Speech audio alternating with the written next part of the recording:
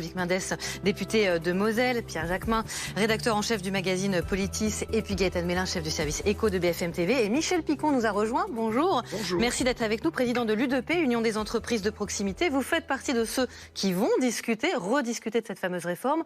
C'était censé démarrer vendredi. Ce sera le cas ou pas ? Non, ça ne sera pas le cas vendredi, mais plutôt en raison de l'indisponibilité d'un certain nombre de participants, notamment des partenaires sociaux. Moi-même, je suis coincé vendredi. Alors, on peut toujours se décoincer, mais ça a des conséquences sur l'agenda. Oui, parce que le Premier ministre voulait que ça commence avec une réunion vendredi, sauf que vous êtes tous un peu pris de court quand même, là. Exactement. Donc, et puis, on doit commencer le travail effectif à partir du résultat de la mission flash de la Cour des comptes.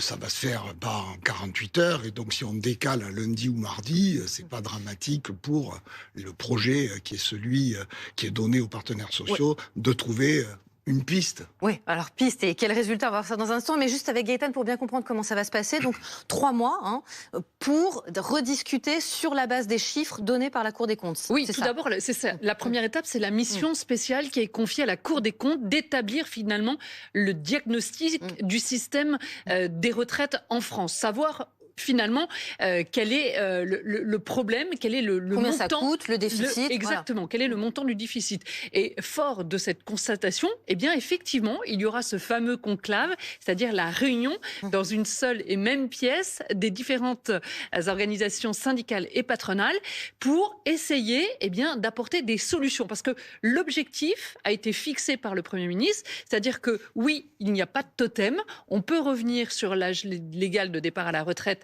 la borne d'âge à 64 ans, mais à condition, bien sûr, de toujours respecter un objectif, c'est l'équilibre financier du système. Et sacrée condition quand même. Effectivement. Et donc les partenaires sociaux vont discuter autour des solutions qui vont être proposées. On sait qu'un accord est tout à fait possible. On l'a vu dans le cas de l'assurance chômage. Même si encore la CGT n'avait pas signé cet accord, une majorité des partenaires sociaux avait réussi à trouver un terrain d'entente. Alors, on sait que ça va être compliqué parce que les lignes rouges qui ont été fixées par le patronat, c'est de ne pas renchérir le coût du travail en augmentant les cotisations patronales pour financer ce système de retraite. Et puis, on va voir au fil de l'eau comment ils arrivent à se mettre d'accord.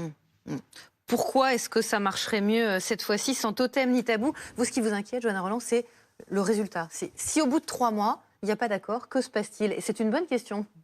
Moi, ce que je veux, c'est la clarté des règles du jeu. Je l'ai dit, je salue la démarche, je remercie les organisations syndicales, patronales qui vont se mettre autour de la table. Je crois qu'on a besoin d'une démocratie plus sociale et cette intelligence collective, elle est importante. Mais chacun doit être au clair sur sa part de responsabilité. Et la responsabilité du Premier ministre, aujourd'hui, c'est d'énoncer clairement les règles du jeu. Donc nous, les socialistes, nous posons 2 questions. La première, est-ce que oui ou non, après la conférence sociale, il y a un retour au Parlement. Démocratie sociale et démocratie parlementaire, ça me semble être une règle élémentaire de notre République. La deuxième question que je pose, c'est que, évidemment, ce n'est pas sérieux de dire aux organisations syndicales et patronales « mettez-vous autour de la table ». Ils le font, plein de bonne volonté. Je sais quel est leur sens du pays, aux uns aux autres. On a eu l'occasion de débattre ensemble dans d'autres instances de concertation. Mais de dire, s'il n'y a pas d'accord, c'est le retour à la réforme Borne qui s'applique. Ça, vous imaginez bien que pour les socialistes, c'est évidemment un énoncé qui n'est pas acceptable. Donc, nous posons 2 questions claires et précises, et nous attendons 2 réponses, enfin, claires et précises. Et dans l'idéal, avant demain, avant cette histoire de censure, Ludovic Mendes, est-ce que c'est un coup tactique du Premier ministre ? Parce que c'est bien joué, il gagne du temps. C'est pas un coup tactique. Est-ce que ce n'est qu'un coup tactique ? Non, on essaie de trouver d'autres formules. Alors déjà, on a la Cour des comptes qui va y mettre son nez. Je pense que c'est la bonne base pour qu'on puisse dialoguer, discuter. Parce que je pense que dans 15 jours, quand on aura ou peut-être un peu plus les résultats de la Cour des comptes, le débat sera peut-être pas le même non plus. C'est intéressant de voir ce qui va en sortir et la base de travail des partenaires sociaux. Maintenant, il a dit, s'il y a accord, ça passe par le Parlement. Mais le Parlement, rien ne l'empêche de s'autosaisir sur des propositions qui ont été faites sur le prochain PLFSS, projet de loi de finances de la sécurité sociale. Donc à partir de là, le Parlement n'est pas empêché. On n'a pas besoin d'avoir une question, une réponse. On a la réponse. Le Parlement peut faire ce qu'il veut. Il peut proposer des amendements, il peut proposer des modifications de loi. Et il peut le faire sur le prochain PLFSS. On espère juste une chose, et je pense qu'on on l'espère tous, c'est qu'il y a un accord qui soit trouvé par les partenaires sociaux pour améliorer cette réforme des retraites et faire en sorte qu'on ait un budget à l'équilibre et dans le temps. On est dans une situation compliquée. On a moins d'actifs que de retraités et depuis la Deuxième Guerre mondiale, on n'a jamais fait aussi peu d'enfants dans notre pays. Soit on se dit des vérités, soit on continue à se mentir et on fait croire aux Français qu'on va améliorer leurs conditions et on n'y arrivera jamais. Et à force, ils basculeront vers l'extrême droite et là, on pleurera tous. Pierre Jacquemin. Oui, il y a quand même quelque chose. Bon, je ne sais pas s'il faut être optimiste pour M. Bayrou, mais quand il fait cette proposition, il a quand même un objectif. Il a été dit, je n'ai pas de totem, ça veut dire que la question des 64 ans peut être mise sur la table, je veux bien remplacer par le Parlement. La vérité, c'est que M. Bayrou, il attend une chose, c'est qu'il y a une division du front syndical. On sait que le front syndical est totalement aujourd'hui unanime sur la question des 64 ans. Pour l'instant, s'il n'y a pas de totem, en tout cas pour M. Bayrou, il y a un totem pour le MEDEF. Le MEDEF a déjà dit qu'il ne voudrait pas toucher à la question des 64 ans. Donc oui, possiblement, il peut y avoir un accord. Oui, possiblement, des syndicats réformistes peuvent décider qu'ils vont les négocier. La question de la pénibilité, la question d'un certain nombre de financements, d'augmentation d'un certain nombre de pensions de retraités. Donc oui, M. Bayrou a sans doute en tête qu'il peut obtenir un accord entre certains syndicats et le patronat. Et c'est là où, à un moment donné, la responsabilité politique va jouer. C'est est-ce qu'on laisse M. Bayrou faire cela, alors même qu'aujourd'hui, il y a un front totalement uni pour dire c'est les 64 ans qui posent problème aujourd'hui. C'est pour ça que je dis, il y a un peu de tactique, mais c'est malin de la part de M. Bayrou, c'est de dire, nous, on n'a pas de tabou. Maintenant, on sait très bien que le MEDEF a un tabou, c'est les 64 ans, mais que quand même, ce conclave peut aboutir sur un accord à minima, qui effectivement ferait évoluer la loi, peut-être dans le bon sens, avec des dispositifs sur la question de la pénibilité qui pourraient être acquis dans le cadre de cette discussion, mais ça ne change pas fondamentalement le désaccord qui unit aujourd'hui la gauche et les partenaires sociaux, qui est celui des 64 ans. C'est pour ça qu'il y aura un peu d'esbrouf, c'est pour ça que le Parti socialiste... Je vois Michel Picon à côté de vous. C'est pour ça que le Parti socialiste a aussi une responsabilité dans la décision qu'il prendra de oui ou non maintenir ou laisser M. Bayrou continuer sa politique. Parce que c'est quand même la question des 64 ans au bout qui unit la gauche.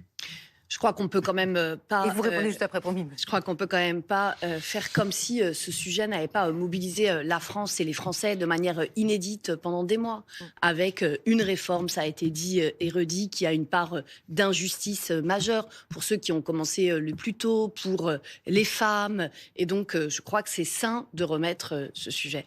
Mais je redis qu'on ne peut pas avoir des ministres qui, entre hier soir et ce matin, nous répondent tous des choses différentes sur le retour au Parlement. C'est une affaire sérieuse. Les Françaises et les Français, ils ont besoin que ce soit regardé avec attention et avec une forme de respect. Et le respect, je le redis, c'est la clarté des règles du jeu. Michel Picon. Bien. Alors moi, je ne fais pas de politique et je vous laisse le soin de vous parlez au nom des petites entreprises. Oui, petites entreprises, mais les entreprises en général. Alors, moi, je vais dire que les 64 ans, c'est pas un tabou pour moi. Et je pense que Patrick Martin, avec lequel j'échange éventuellement, souvent, il n'est pas loin de penser ça aussi. Mais on fait le film avant. En tout cas, nous, on n'est pas dans une posture politique, pardon, madame la maire, de le dire ainsi. Si on trouve des solutions, si ceux qui ne veulent pas les 64 ans nous proposent des solutions, moi, je ne les vois pas. Mais j'imagine que depuis des mois où on dit il faut revenir à 62 ans, ceux qui le demandent ont imaginé comment on finançait le différentiel de l'équilibre qu'apportent les 64 ans. Donc, moi, si les partenaires avec lesquels je travaille dans d'autres instances, l'assurance chômage, l'Agirc-Arrco, qui est le régime de retraite complémentaire, qui est géré par les partenaires sociaux, et qui est très on n'a pas ces débats hystérisés à travers des lignes rouges. Moins il y a de politique, mieux c'est.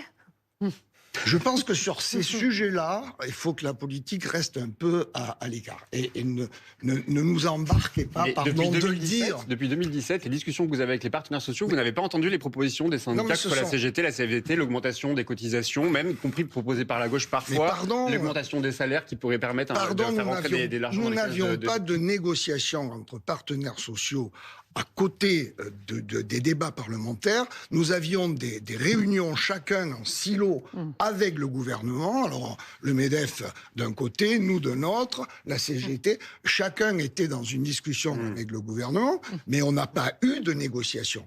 Vous nous proposez une négociation parce que le Parlement est dans une impasse, et moi, pardon, je vous en supplie. Donnez-nous de la stabilité, de la lisibilité. Arrêtons les censures, parce que les censures, ça ne va pas arrêter. Donc il faut donner aux entreprises de ce pays de la lisibilité, de la stabilité. On ne joue plus là. Il y a des milliers d'entreprises et de salariés qui perdent leur boîte et qui perdent leur travail. Faut se mettre en dehors de ces postures. Vous nous demandez de travailler. Ne nous mettez pas dans un corner, les uns et les autres, 64, etc.